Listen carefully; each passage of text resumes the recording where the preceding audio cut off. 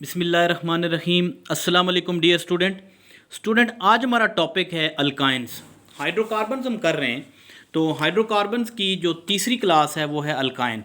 इससे पहले हमने अल्कीन और अल्केन ख़त्म किए हैं और सिलेबस के मुताबिक जो टॉपिक सिलेबस में इंक्लूडेड थे उनको कवर किए हैं। अभी हम डिस्कस करने लगे हैं अल्काइंस। स्टूडेंट्स, अल्काइंस वो कंपाउंड होते हैं जिनके अंदर कार्बन और कार्बन में ट्रिपल बॉन्ड होता है। Compound containing triple bond are called alkynes. और ये जो ट्रिपल बॉन्ड होते हैं, इन ट्रिपल बॉन्ड में दो बॉन्ड जो होते हैं वो पाई बॉन्ड होते हैं और एक बॉन्ड सिग्मा बॉन्ड होता है। तो अल्काइन का जनरल फार्मूला होता है CnH2n-2। n number of carbon atoms को कहते हैं। तो जो n होते हैं यानी कार्बन्स होते हैं वो मिनिमम 2 कार्बन हो सकते हैं या 2 कार्बन से ज़्यादा हो सकते हैं। यानी कि जो फर्स्ट अल्काइन है इसमें 2 कार्बन्स होते हैं और यानी 2 कार्बन से कम वाला अल्काइन पॉसिबल नहीं है। उसकी वजह ये है कि कार्बन और कार्बन्स में ट्रिपल बॉन्ड होना ज़रूरी है। तो अल्काइंस को हम जनरली रिप्रेजेंट करते हैं C ट्रिपल बॉन्ड C से। ये जनरल रिप्रेजेंटेशन है। इस साइड पे या इस साइड पे, दोनों साइड्स पे या तो हाइड्रोजन हो सकते हैं या उसमें R हो सकता है, R या H हो सकता है। इस साइड पे भी R या H हो सकता है। और जो चेन होता है वो ब्रांच्ड हो सकता है, अनब्रांच्ड हो सकता है और साइक्लिक हो सकता है। और अल्काइंस का जो कॉमन नेम है अल्काइंस क्लास का वो एसिटाइलिन्स है। यानी अल्काइंस को एसिटाइलिन्स भी कहते हैं। एसिटाइलिन क्यों कहते हैं अल्काइंस को? बिकॉज अल्काइंस की फैमिली का जो फर्स्ट मेंबर है एसिटाइलिन, उस बेस पे इनका नाम एसिटाइलिन है। और एसिटाइलिन का जो IUPAC नेम है वो है इथाइन। स्टूडेंट्स, हमने नॉमेनक्लेचर ऑफ अल्काइंस ऑलरेडी एक अलग वीडियो में डिस्कस किया हुआ है, इसलिए नॉमेनक्लेचर को यहाँ फोकस नहीं करेंगे। सो अल्काइंस वो कंपाउंड हैं जिनमें कार्बन और कार्बन के दरमियान ट्रिपल बॉन्ड्स होते हैं। स्टूडेंट्स, अब हम चेक करेंगे स्ट्रक्चर ऑफ अल्काइंस। जैसा कि हमें पता है कि अल्काइंस के अंदर कार्बन और कार्बन में ट्रिपल बॉन्ड होता है, तो वो कार्बन जिनमें ट्रिपल बॉन्ड होते हैं दे आर sp हाइब्रिडाइज। यानी कार्बन की हाइब्रिडाइजेशन sp होती है। तो इस हाइब्रिडाइजेशन को अंडरस्टैंड करने के लिए हम जो हमारा फर्स्ट अल्काइन है इथाइन उसको कंसीडर करते हैं। इथाइन वो कंपाउंड है जिसमें 2 कार्बन होते हैं और इथाइन के अंदर जो हर कार्बन होता है वो sp हाइब्रिडाइज होता है। Each carbon in ethyne is sp hybridize. और ये जो sp हाइब्रिडाइज कार्बन होते हैं ये एक ही प्लेन में होते हैं और ईच कार्बन के अंदर, हर कार्बन के अंदर 2 अनहाइब्रिडाइज p ऑर्बिटल भी होते हैं। यानी कि 2 ऑर्बिटल्स जो होते हैं वो क्या होते हैं? अनहाइब्रिडाइज होते हैं, जो कि परपेंडिकुलर टू हाइब्रिडाइज ऑर्बिटल होते हैं। यानी हाइब्रिडाइज ऑर्बिटल के परपेंडिकुलर होते हैं। मिसाल के तौर पर अगर हम कार्बन की इलेक्ट्रॉनिक कन्फिग्रेशन लिखें तो क्या होती है? 6। और अगर हम इसकी इलेक्ट्रॉनिक कन्फिग्रेशन एक्साइटेड स्टेट में लिखें तो 1s2, 2s1, 2px1, 2py1 and 2pz1। तो हम चूँकि sp हाइब्रिडाइजेशन कर रहे हैं तो sp हाइब्रिडाइजेशन में ये s और px या py या pz जो होंगे वो मिक्स होके 2 हाइब्रिडाइज ऑर्बिटल बनाएंगे। और ये जो दोनों हाइब्रिडाइज ऑर्बिटल हैं both these orbital are sp hybridize orbital, और दोनों जो होते हैं वो लीनियरी इस तरह अरेंज किए होते हैं और दोनों में एक एक इलेक्ट्रॉन होता है। और इनमें जो एंगल होता है डैट एंगल इज़ 180 डिग्री। और हाइब्रिडाइज ऑर्बिटल्स की जो अरेंजमेंट होती है that arrangement is always linear.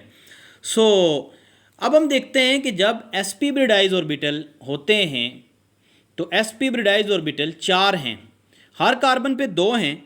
तो इथाइन में 2 कार्बन हैं तो टोटल sp हाइब्रिडाइज ऑर्बिटल जो होंगे वो कितने होंगे? 4 होंगे। तो मेन टाइप की जो ओवरलैपिंग होती हैं वो कौन कौन सी होती हैं? एक कार्बन के sp दूसरे कार्बन के sp के साथ ओवरलैप करके जो बॉन्ड बनाता है that bond is sigma bond.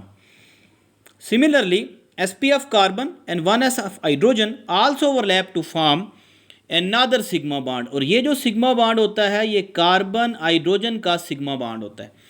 उसके बाद जो अनहाइब्रिडाइज्ड ऑर्बिटल हैं पी वाई और पी जेड, जो कि एक दूसरे के पैरेलल होते हैं, वो ओवरलैप करके कार्बन कार्बन पाई बॉन्ड, और पी जेड भी ओवरलैप करके कार्बन कार्बन पाई बॉन्ड बनाते हैं। अब फर्दर देखते हैं कि ये जो ओवरलैपिंग होती है ये कैसे होती है। इस ओवरलैपिंग में ये देखें, ये जो हाइब्रिडाइज्ड ऑर्बिटल है, this hybridised orbital is of carbon, और ये कार्बन, एक ही कार्बन का दूसरा हाइब्रिडाइज्ड ऑर्बिटल है। इस कार्बन को देखें, जो फर्स्ट कार्बन है इसका भी ये sp हाइब्रिडाइज्ड ऑर्बिटल है और ये दूसरा sp हाइब्रिडाइज्ड ऑर्बिटल है। तो एक कार्बन का s दूसरे कार्बन के, एक कार्बन का sp दूसरे कार्बन पे sp के साथ ओवरलैप करके कार्बन और कार्बन के दरमियान क्या करता है, सिग्मा बॉन्ड बनाता है।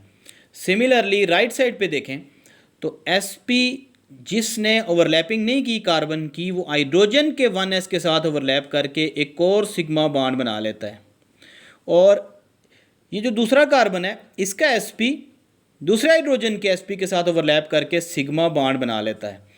अब ये देखें तो ये ओवरलैपिंग कंप्लीट होने के बाद 3 सिग्मा बॉन्ड बन गए। अब ये जो पी वाई और पी वाई हैं ये इस तरह पैरेलल हैं और sp हाइब्रिडाइज्ड ऑर्बिटल के परपेंडिकुलर हैं, तो ये भी ओवरलैप करते हैं अबव द प्लेन और बिलो द प्लेन, और एक और पाई बॉन्ड बन जाता है। सो ये एक पहला पाई बॉन्ड बन जाता है, सॉरी एक और नहीं, पहला पाई बॉन्ड बन जाता है। उसके बाद ये जो पी जेड हैं, ये जो हमने शो किए हैं ब्लू कलर से, ये एक लोब जो है वो आपकी तरफ है और एक लोब आपसे अवे है, यानी एक क्या कहते हैं फ्रंट साइड पे पॉइंटेड है और एक बैक साइड पे, और दूसरे कार्बन का भी एक लोब फ्रंट साइड पे पॉइंटेड है और दूसरा बैक साइड पे पॉइंटेड है। तो ये भी ओवरलैप करेंगे पैरेलल मैनर में और एक और पाई बॉन्ड बन जाएगा, और इस तरीके से कितने पाई बॉन्ड बन गए हैं, 2 पाई बॉन्ड और एक सिग्मा बॉन्ड बन जाएगा। और आप इनके स्ट्रक्चर को देखें तो ये जो सिग्मा बॉन्ड बना है ये sp और sp से बना है, ये जो सिग्मा बॉन्ड बना है ये sp और 1s से बना है, और ये जो सिग्मा बॉन्ड बना है ये भी sp और 1s से बना है, जबकि ये जो पाई बॉन्ड है ये पी वाई के ओवरलैपिंग से बना है, और ये जो पाई बॉन्ड है ये पी जेड और पी जेड की ओवरलैपिंग से बना है। तो अगर आप देखें तो टोटल सिग्मा बॉन्ड इसमें 5 हैं, और उन 5 सिग्मा बॉन्ड में से 2 बॉन्ड पाई बॉन्ड हैं और 3 बॉन्ड सिग्मा बॉन्ड हैं, तो total number of bonds in ethynes are 5। अब अगर हम इनके एंगल्स को देखें तो बॉन्ड एंगल जो है वो कितना है, 180 डिग्री। ज्योमेट्री क्या है, लीनियर है, और कार्बन कार्बन की बॉन्ड लेंथ होती है 1.19 एंगस्ट्रम, और बाज़ बुक्स में या बाज़ जगहों पे 1.120 भी इसको कंसीडर करते हैं इंटरनेशनली। और कार्बन हाइड्रोजन की जो बॉन्ड लेंथ होती है वो 1.09 होती है। इसी तरीके से अगर हम कोई और कंपाउंड ले लें, सपोज CH3 प्रोपाइन देखें, C ट्रिपल बॉन्ड CH, तो इसमें अगर आप देखें तो ये दोनों जो कार्बन हैं, both these carbon are which hybridize, sp hybridize, जबकि ये जो CH3 वाला कार्बन है ये क्या है, ये sp3 हाइब्रिडाइज है। तो हमने जो हाइब्रिडाइजेशन पढ़ी है वो हमने ट्रिपल बॉन्ड की हाइब्रिडाइजेशन पढ़ी है। So that is about the structure of alkyne. Alkyne के स्ट्रक्चर करने के बाद नेक्स्ट जो हमारा छोटा सा टॉपिक है वो है physical properties of alkynes. Students, physical properties जो होती हैं ये डिपेंड करती हैं इंटरमॉलिक्यूलर फोर्सेस के ऊपर। तो फिज़िकल प्रॉपर्टीज़ सबसे पहले हम डिस्कस करते हैं। फिज़िकल स्टेट, फिज़िकल स्टेट जो अल्काइंस होते हैं ये तीनों स्टेट्स में एग्जिस्ट करते हैं, गैसेस में भी, लिक्विड्स में भी और सॉलिड्स में भी। 2 कार्बन से 4 कार्बन तक, यानी फर्स्ट 3 जो हमारे अल्काइन हैं, यानी कि ethyne, propyne and butyne, they are gases. जैसे जैसे कार्बन एटम का नंबर इंक्रीज़ होता है तो इनके अंदर जो फोर्सेस इंक्रीज़ होती हैं वो वंडरवाल फोर्सेस इंक्रीज़ होती हैं, और वंडरवाल फोर्सेस में कौन सी फोर्सेस, लंदन डिस्पर्जन फोर्सेस, वो इंक्रीज़ होती हैं। तो जैसे ही लंदन फोर्सेस इंक्रीज़ होती हैं फिज़िकल चेंजेस भी आती हैं, और जो अल्काइंस हैं वो गैसेस से लिक्विड्स में चेंज होना शुरू हो जाते हैं। सो जो नेक्स्ट फिज़िकल जो स्टेट है वो है लिक्विड्स। तो C5 से C12 तक, पेंटाइन से डोडिकाइन तक लिक्विड्स होते हैं, और कार्बन 12 के बाद जितने भी अल्काइंस होते हैं वो सॉलिड स्टेट में एग्जिस्ट करते हैं। उसके बाद है ऑर्डर।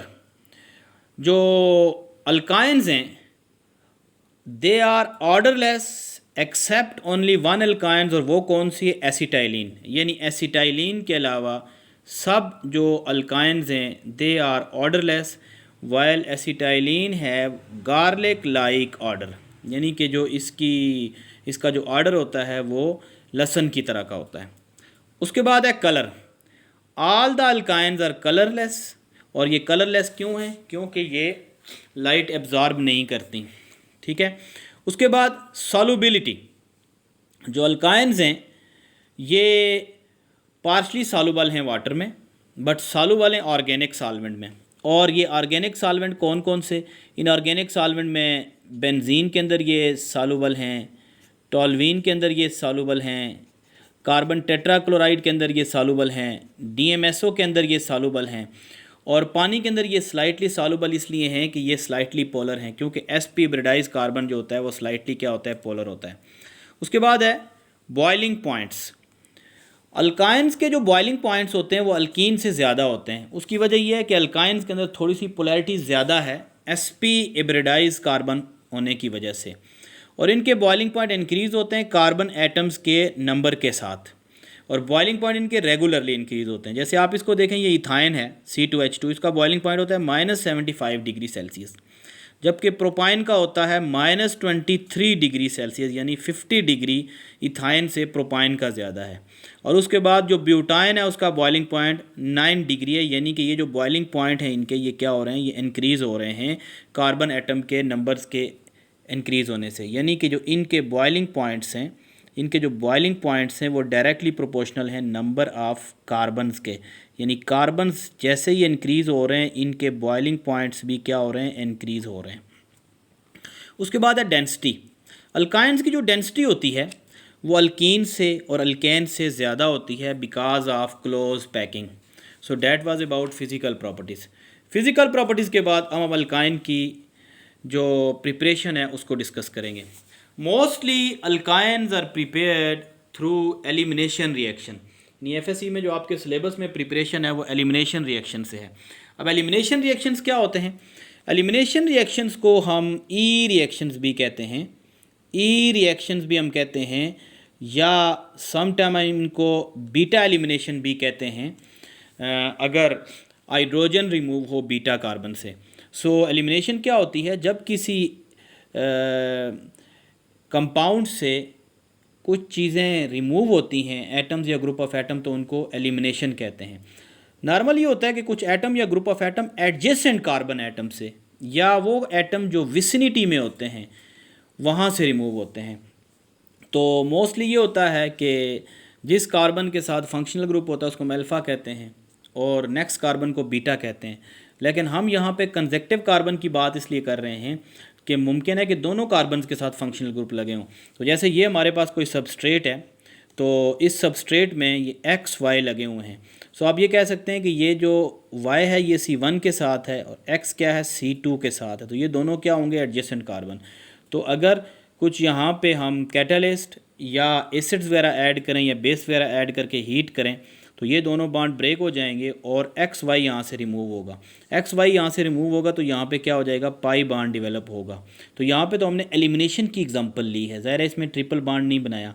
अगर इस तरफ भी कोई ग्रुप लगे होते तो वो भी रिमूव अगर होते तो यहाँ पे दूसरा पाई बॉन्ड भी बनता। तो एलिमिनेशन रिएक्शंस का मतलब है रिमूवल ऑफ एटम्स और group of atoms from adjacent carbon. So जो फर्स्ट मेथड है प्रिपरेशन का वो है dehydrohalogenation of vicinal dihalide, dehydrohalogenation. तो सबसे पहले हम स्टूडेंट देखते हैं कि ये जो डीहाइड्रो हैलोजिनेशन होती है ये क्या होती है। डी का मतलब होता है रिमूवल, हाइड्रो का मतलब होता है हाइड्रोजन और हैलोजिनेशन का मतलब होता है हैलोजन। इसका मतलब है कि removal of hydrogen halide, removal of hydrogen halide from adjacent carbon atom. यानी एडजेसेंट कार्बन एटम से अगर हाइड्रोजन हैलाइड को हम रिमूव करें तो इसको हम कहेंगे डीहाइड्रो हैलोजिनेशन। और उसके बाद हम देखते हैं कि ये विसिनल डाईहाइड क्या होता है, क्योंकि इसके अंदर ये टर्म यूज़ होती है। बच्चों विसिनल डाईहाइड वो डाइलाइड्स होते हैं जिनके अंदर 2 हैलोजेंस होते हैं एडजेसेंट कार्बन पे, यानी 2 हैलोजेंस अगर एडजेसेंट कार्बन पे लगे हों तो उनको विसिनल डाइलाइड कहते हैं। जिस तरह आप इसको देखें, ये 2 कार्बन हैं, इनके दोनों कार्बन कंसेक्टिव कार्बन्स हैं, इनके साथ 2 हैलोजेंस लगे हुए तो ये विसिनल डाइलाइड है। और अगर ये हैलोजेंस एक ही कार्बन के साथ लगे होते तो वो क्या होते हैं, जिमिनल या जेम डाइलाइड्स होते। अब रिएक्शंस देखते हैं हम। फॉर एग्जांपल ये रिएक्शन 2 स्टेप में होता है, तो अब स्टेप 1 देखें। स्टेप 1 में ये देखें, ये हमारे पास कोई विसिनल डाइलाइड है, CH3CH CH2Br, इसका नाम है 1,2 डाई ब्रोमो प्रोपेन, क्योंकि फर्स्ट कार्बन और सेकंड कार्बन के साथ Br लगा हुआ है। तो हमने यहाँ पे बेस यूज़ किया है KOH। फर्स्ट स्टेप जो है ना वो ईजीली हो सकता है, इसलिए हमने, क्योंकि यहाँ पे हाइब्रिडाइजेशन sp3 है तो कार्बन और Br के दरमियान जो बॉन्ड की स्ट्रेंथ है वो थोड़ी सी वीक है, तो K पोटाशियम हैलोजन के साथ इसकी एफिनिटी ज़्यादा है, पोटाशियम Br को पिक करेगा और OH किसको करेगा, H को। यानी यहाँ से क्या होता है कि OH ये जो आपका H है ये इलेक्ट्रॉन देता है, ठीक है, और Br इलेक्ट्रॉन लेके जाता है, तो आपका H और Br निकलेंगे, तो H OH के साथ मिलके क्या बना लेगा, HOH यानी वाटर बना लेगा, और आपका जो K है वो Br के साथ मिलके क्या बना लेगा, KBr।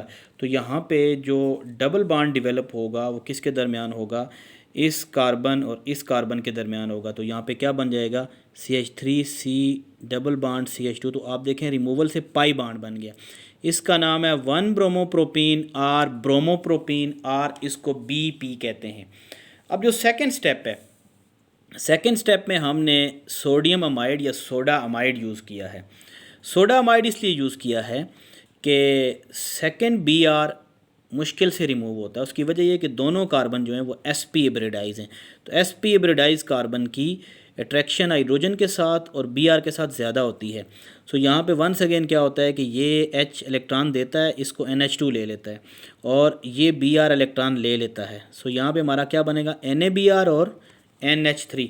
तो हमारे पास जो हम इसके अंदर कंडीशन यूज़ कर रहे हैं, लिक्विड अमोनिया -33 डिग्री, क्योंकि अमोनिया -33 डिग्री पे लिक्विफाई होता है। तो हमारे पास ये कंपाउंड बना है NaBr NH3 और इसका नाम क्या है, प्रोपाइन।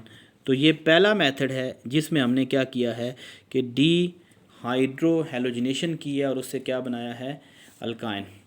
अब दूसरा मेथड आप देखें, इस मेथड में हम क्या करते हैं कि D halogenation of tetra halides. तो सबसे पहले देखते हैं डी हेलोजिनेशन क्या होती है। बच्चों डी हेलोजिनेशन होती है removal of halogens from adjacent carbon.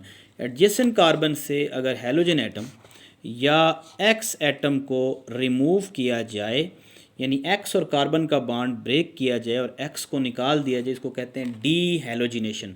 D का मतलब होता है रिमूवल और हेलो का मतलब होता है halogens. So removal of halogen from adjacent carbon is called dehalogenation. अब देखते हैं कि what are tetra halides. Students, tetra कहते हैं 4 को, एलाइड्स कहते हैं हैलोजेंस को। तो ऐसे कंपाउंड जिसमें 4 हैलोजेंस एटम हों उनको टेट्रा हैलाइड्स कहते हैं। अल्काइन बनाने के लिए ये जो चारों हैलोजेंस होने चाहिए, they must be at adjacent position, यानी हैलोजेंस कहाँ होने चाहिए, एडजेसेंट कार्बन्स पे होने चाहिए। लिहाजा ऐसे टेट्रा हैलाइड्स जिनमें चारों हैलोजन कंसेक्टिव कार्बन्स पे हों उनसे आपके अल्काइंस बन सकते हैं। फॉर एग्जांपल इस कंपाउंड को आप देखें, CH और 2 Br लगे हुए हैं हर कार्बन के साथ, तो इसका नाम अगर लिखें तो 1,1,2,2 टेट्रा ब्रोमो मीथेन, इथेन इसका नाम है, टेट्रा ब्रोमो इथेन। अगर जिंक मेटल ऐड करें इन दी प्रेजेंस ऑफ अल्कोहल और इसको यहाँ पे हीट करें, तो वैसे तो ये रिएक्शन 2 स्टेप में होता है, तो ये जो दोनों Br हैं ये रिमूव हो जाते हैं 2 मोल ऑफ जिंक के साथ। तो हमारे पास क्या बनता है, जिंक ब्रोमाइड। अब जिंक ब्रोमाइड क्या होता है, एक साल्ट होता है, और साथ में हमारे पास ये कंपाउंड बन गया इथाइन।